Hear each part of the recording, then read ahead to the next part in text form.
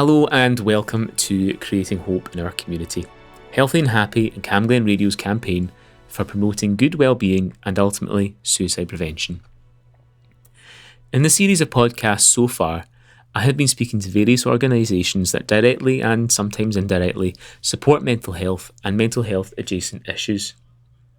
I hope that, like me, you have found those conversations helpful, but in this episode we're going to hear something a bit different.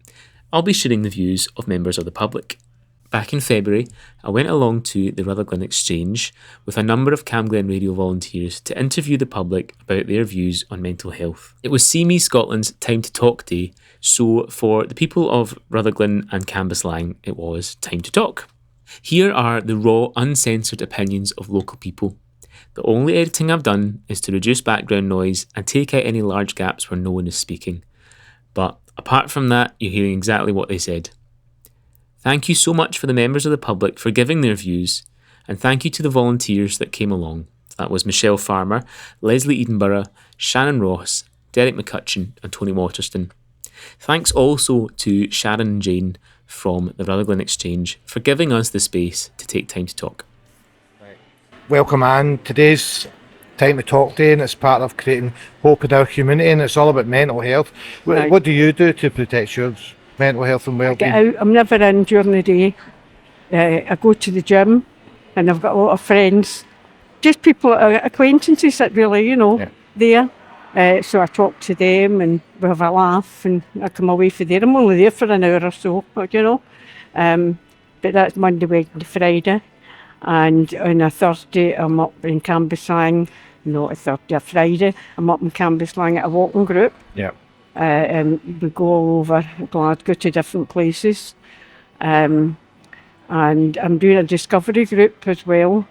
And that's more involved. You have to find things out and write about them and everything, Well, that's working the mind and that as well. It is, yes. As well as the physical side of things. Mm-hmm. Why do you think it's important to, you're obviously involved in many things.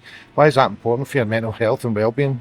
Because as far as I'm concerned, you have to be able to talk to people. Yeah. Not being in great depth, but you have to be able to get out and get a laugh, or else you're going to sit in the house and smoulder all these problems you've got, Like I had an insurance policy just come in for the house, £600 and whatever, and it really got to me over the weekend there, but it's all fixed out and that's it. And you mentioned talking then, so do you think it's important to ask people how they are? Well, unless I know there's something wrong with them or they've got something that they're worrying about, I wouldn't think to ask them. Yeah. Honestly, it is important. People do, you'll know yourself, people do bottle things up, don't they? They do. And then I guess it's more stressful if you don't have a release valve, That's to right. speak to people. Mm-hmm. Have you had anything, well, you mentioned obviously that bill coming in, but any other difficult times in your life?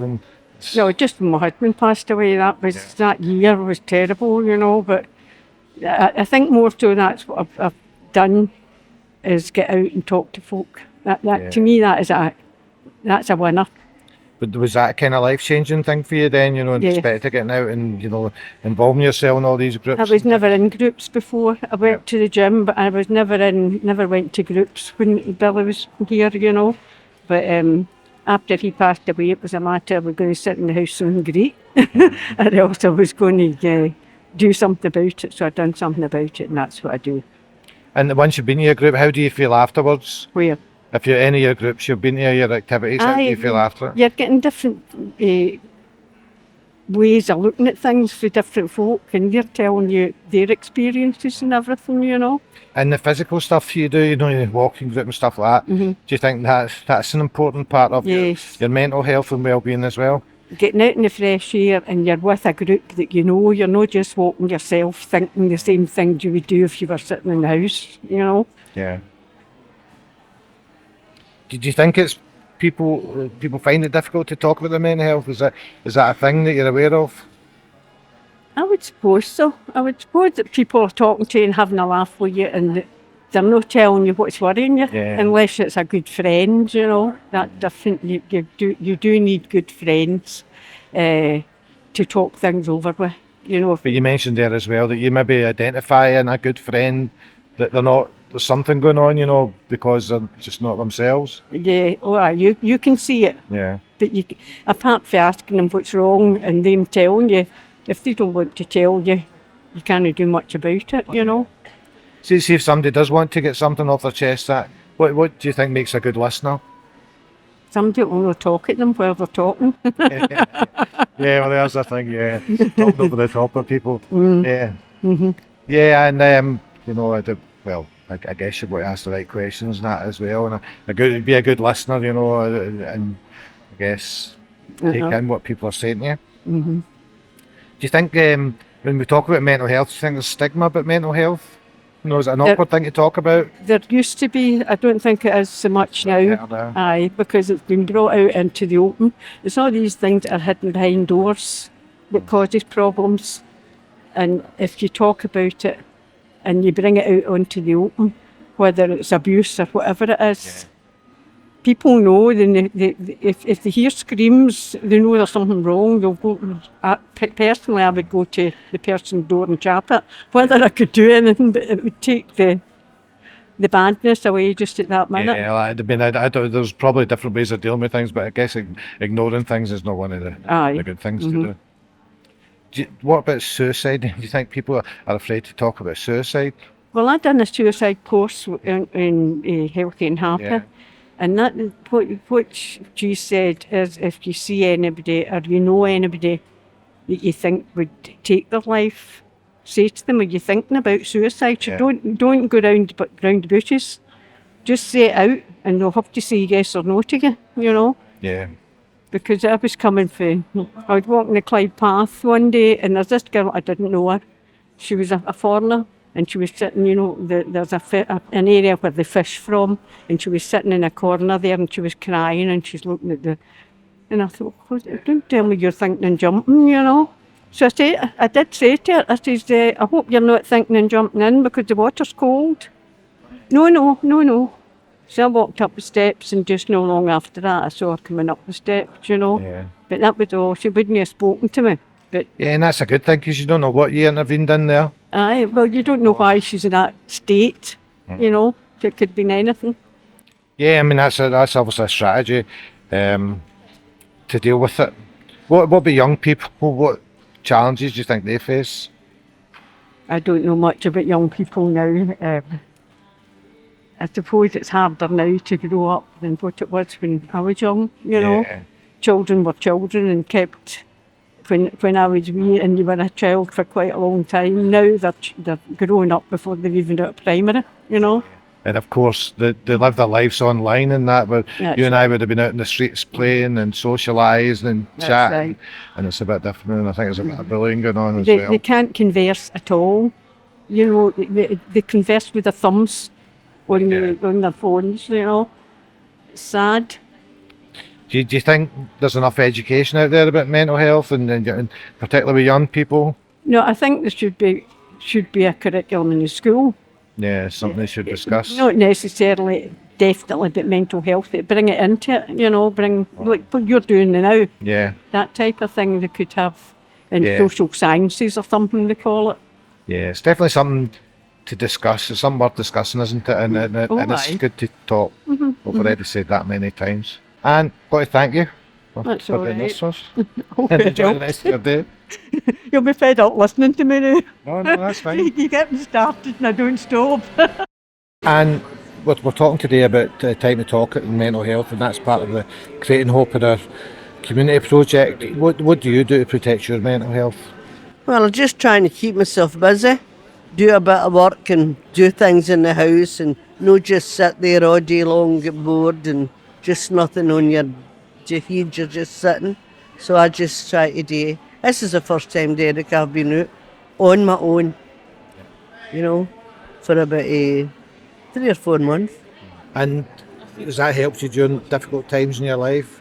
Oh, aye. Mm-hmm. And you're out? Well, I'm on my own in the house, you know, so it can be a long day, Derek, you know. I mean, the lassies do everything for me, but they can't be there all the time. Now, she'll be coming back for the forge. Yeah. And are you comfortable speaking to family and friends about your mental health? Aye. Aware of I know. Stuff? Forgetting things, Derek. Nearly 82.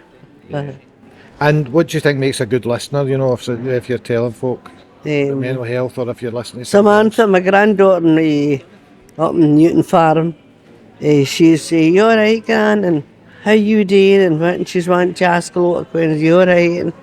and you know, so she's good. Do you think it's difficult for people to talk about their mental health? I think so, Derek. I don't think they bother much. Why do you think that is?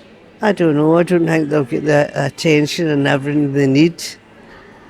You know, but and do you think, it's the stigma attached to mental health? You know, we've all got mental health. I guess it depends where it's at. So do you think it's difficult to, for folk to mention it? I think some people don't want to mention it, but when you see all these people and they're just not right and they can't get into places and their family can't look after them. I mean, I hear about all that. Parents can't look after them. They're, quite on age-wise, they're on a wee bit. And do you think it's obviously important to talk? Oh, it's a good way of dealing with this now. It is, Derek. Suicide, do you think people are still afraid to talk about suicide? I think so. Why do you think that is? If they're not right in the head, I think they would maybe talk about suicide and that, if they're not happy with their life. Do you think you should challenge people? You should ask them, about... We're lucky, and all my family and generations have never had that, so we're quite lucky. I mean, a lot of people has that, but we've never had it in our family, anywhere. What do you think you would say to somebody who's feeling suicidal? I would just say, what can I do for you? What can I help you with? You need to go and see about it and try and advise them what to do. And we've generally spoke there about older people, I guess. So what about young people? Do you think they've got a lot of challenges with mental health? Well, as I say, in my family we've not got anything like that, but I think there is a lot, Derek. Aye. They live their lives online and that, don't they? Aye. And you and I in our day, we'd have been out in the streets playing and stuff like that and socialising. I think we lack a bit of that. Do you think younger people are better educated about mental health? I think it's a lot going on now into the talking about it and that, trying to help people and that, Yeah, there's a lot of projects like this as well. And I think everybody's just trying to encourage folk to talk. That's the way around it.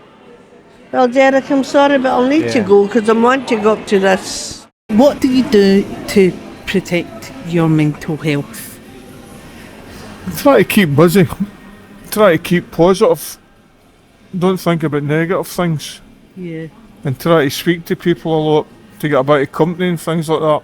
Okay. So you're not dwelling on things. Yeah. So you're moving forward all the time. Why do you think self-care is so important?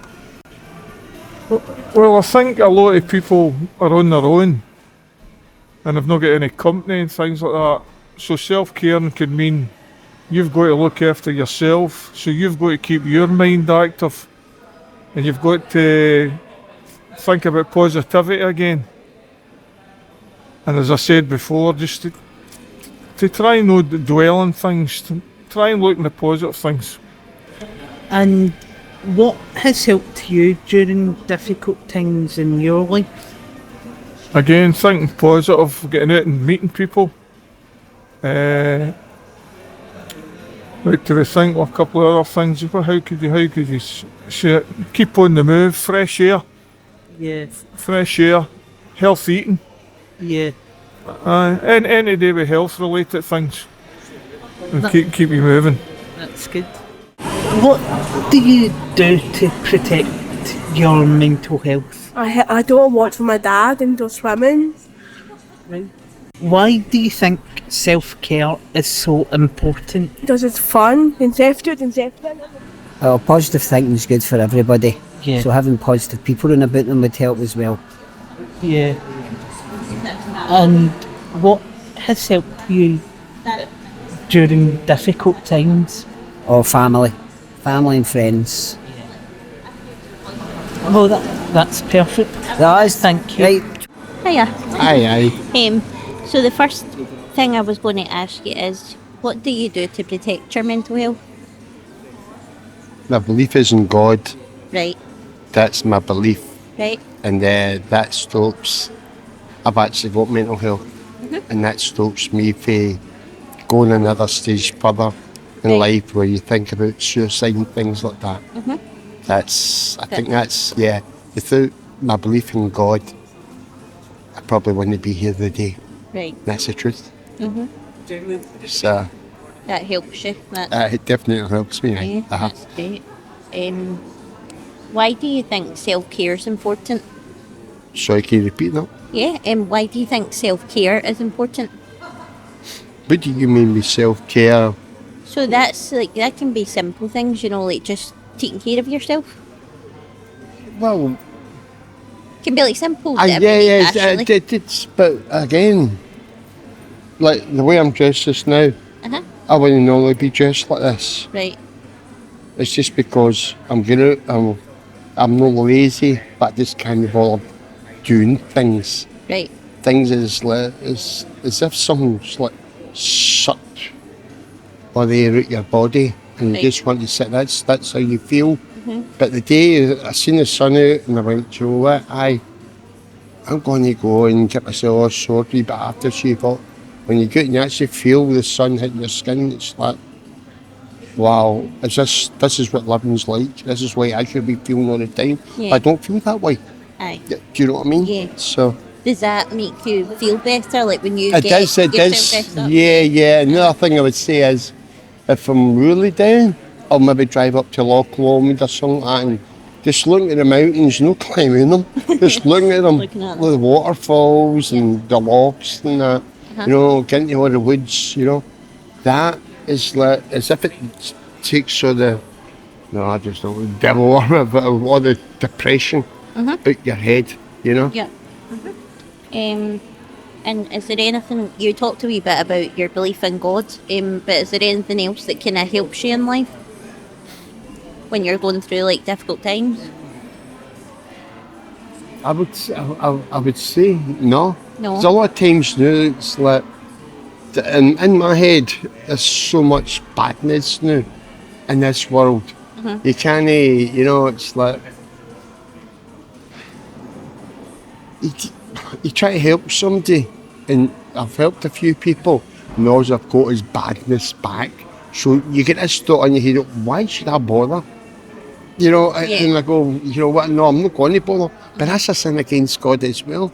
You know, it's one of the fine balanced lines. I go, well, do you know what? Nah. So I've helped a lot of people with financial money, I never get the money back. So, you know, it's that saying, you know, take kindness for daftness or daftness for kindness or whatever it is. And a lot of times I've need trust in people.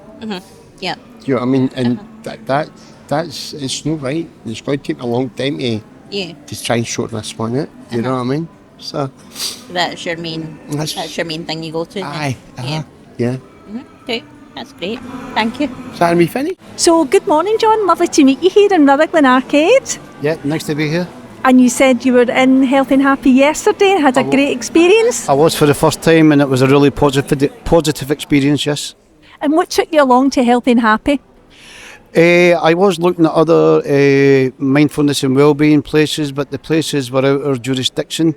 So when I went to the Cambridge Library, they put me in touch with Health and Happy, because that's a South Lanarkshire based thing, and that's how it all began yesterday.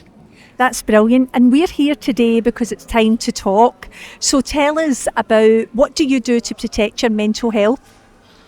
Well, I wasn't doing anything until a couple of days ago, you know, but now through the group I've got a sheet with all the activities now, and I'm going to get out a lot more, meet people and talk to people a lot more, just to try and improve my mental health. And like I said to you earlier, I've already been to one of the groups yesterday, and I took so much away from it, just speaking to other like-minded people like myself who have got a few mental health problems. But yeah, it was just nice to speak to people who were on the same sort of level, you know. That's brilliant that you actually took that action, John. I'm delighted to hear about that, to support yourself. So why do you think self-care is so important? God, I'm not so sure. I mean, I've lived on my own for a little while now. I've got friends and stuff like that, and that I see now and again, but only in the pub, and that wasn't very nice for me, you know. So I think it's the self-care is important, because if you don't go out and meet people and socialise and do the activities that you are healthy and happy, then you can end up like I nearly got to, where you become a bit of a loner and you're doing stupid things like OCD. You know, I say stupid, but it's not stupid to a lot of people. It's a serious thing. But yeah, I felt I was going to contact something like Health and Happy before things get out of hand. Well, that's really good to hear, and that is you demonstrating self-care to yourself, which is brilliant, that you're giving yourself that support, and also great that there's an organisation there to support you along your journey. And so what's helped you during difficult times in your life when your mental health has been low? What sort of strategies did you use in the past? You mentioned going to the pub. Was there any other strategies you used? I did go to the pub because that's where all my friends were, and socialised. But all along when I was doing that, I just thought I was making the wrong choice, because that wasn't the place to be. Because you wake up the next morning and the problem's still there. Whereas I've been for my first Health and Happy session yesterday, and already I see an improvement in what I want to do and how I want to carry on. You know, so yeah, the pub wasn't always, in fact it still isn't the answer. You know, but getting involved in groups and doing activities like the Health and Happy do, I think it's going to be a really good thing for myself. I'm feeling really positive about your journey, John, and I'm really pleased that you've done that for yourself, and I'm delighted. I can see it in your face, and I can't help but feel that things are going to improve dramatically for you, and I wish you all the very best with that. Yeah, well, I'm just going to attend, like I said to the girl I met yesterday, Tess, I've looked at all the activities. They're not all for me. I'm not going to just turn up for the sake of turning up. I'm going to turn up to things that maybe I think can help me, like the art, the walks, the coffee morning, just socialising with people, and definitely the peer support group. That was good yesterday. Yeah, it just shows how important it is to be around people. We were born to connect and to socialise, and when that doesn't happen, it's easy to say that, you know, we can get down, our spirit can get low, but it sounds as if you've found something that you can support yourself. So I wish you all the very best with that, John. Right, thank you very much. Yeah. Thank you. John, we've got a project just now, creating hope in our community, and the title for it is Let's Take Time to Talk. You know, so we're talking about mental health, and how talking helps with that. But what do you do to protect your mental health? I keep active. I keep, for example, I swim, gardening, voluntary work, just engage with family and friends all the time. So you mentioned some fitness type things here as well. Is that important for your health? And very important. Right. And getting outdoors? Getting out, meeting people, anywhere you go. I never used to talk to anybody at all, and now I can my confidence is really up. And has that helped you through difficult times in your life? Very much so. And you mentioned you're talking to people about it, so is that an easy thing, talking to friends and family about your mental health? No, at the start, you kind of need to build it up gradually, find somebody you can trust, and once you find that person and you can open up, it becomes a lot easier through time. If somebody was chatting to you about their mental health, you know, what makes a good listener? A good listener I found was, I was kind of lucky because I found professional people at first, and the process was difficult at the beginning, but it did get a lot easier as time went by. What makes it difficult, do you think, for people to talk about mental health, and, you know, is there a stigma attached to it? I think there's a stigma attached to men opening up about their mental health. I think it's back in the old days when men were like hard men and they wouldn't cry, they wouldn't open up to anybody. I think things have moved on now, you've got to just do that. And it's still it's a big thing these days, isn't it? Particularly with men and that opening up. I think females find it a bit easier, but men seem to say bottom up. Do people have a stereotype, you know, when they talk about mental? I guess we've all got mental health, you know, but when you start to talk about mental health, do you feel that people stereotype you?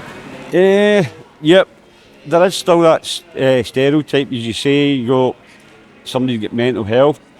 People don't understand, like, you could be talking to me now, but I'm suffering with depression. And that stereotype is hard because you in yourself, you go, oh, who wants to talk to me? I've got problems upstairs kind of thing. Yeah, and that's that closing up again, isn't it? Yep. Do you think society's got better at challenging and talking about mental health?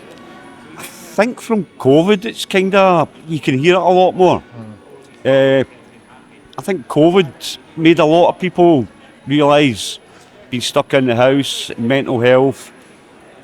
It's came out now, it's in the news now, it's kind of everywhere. And what about people talking about suicide? Well, it's a kind of hard one, but you mean you want my advice what they should do? No, what's your feelings about it? Are people more open about talking about suicide? No, I still think it's a very closed shop thing, suicide, yep. And we mentioned stigma there. How do you challenge that? As I said at the beginning, keep yourself active, join groups, do voluntary stuff. What if you were aware that somebody was suicidal? What would your approach be? Would you chat to them? Would you challenge them about it? I wouldn't challenge them.